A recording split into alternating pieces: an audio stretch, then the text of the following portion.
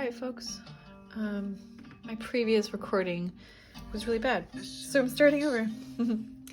The blended roll that I have here, one note that I want to make to you all, make sure that whenever you are rolling out your ink for a blended roll, you only give yourself about 1 inch of a gap when you lay out your two colors. And then you only rotate or shift your brayer up and down about 1 inch at the most. That way the blend doesn't take over, unless you like the blend. You want to try to minimize. And you always go in the same direction. You understand why we don't want to do this, right? It would just turn everything to mud. So you always want to go in the same direction. Lift so that different portions of the brayer are hitting each time, rather than just solely going back and forth. Yeah? Do a little bit of both. Make sure you're lining up where you want the blend to be on your plate.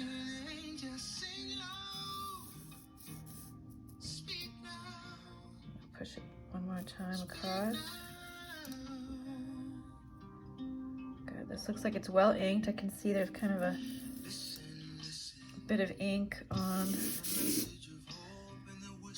each section.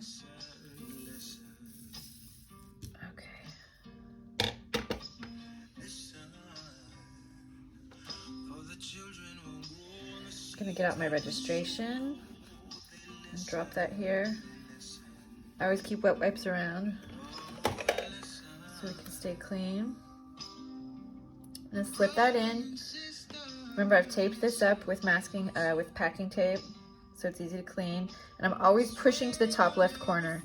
That way, all of my images, everything is always pushed in that way. If there's any shifting, it'll be easily accommodated. I made mine easy so that my paper size is the same as my frame. Lining up the corners before I drop it down.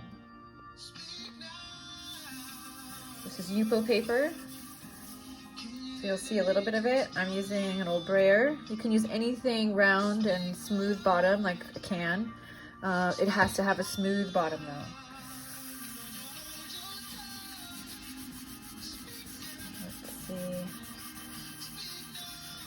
Trying to make sure there's no shifting.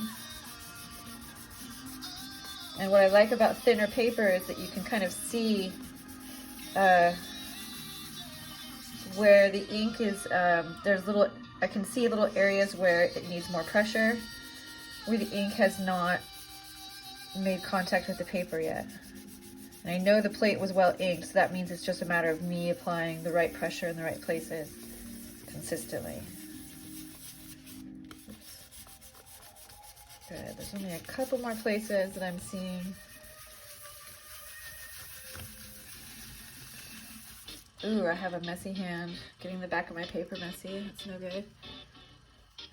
What's nice about Yupo paper is it wipes up clean. That's part of why I wanted to use it, because I know I have pretty loose studio habits as far as keeping things clean. Look at these hands.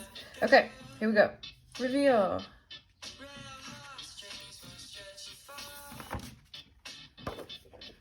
There we go.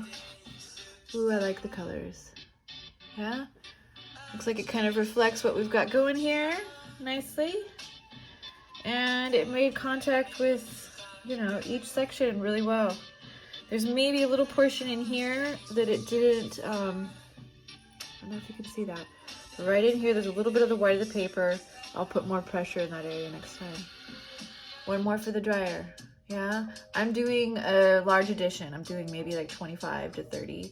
I found a bunch of this Yupo paper on sale, and I just have a series of prints that I wanted to get out to people. So there we go, blended roll, plate 1.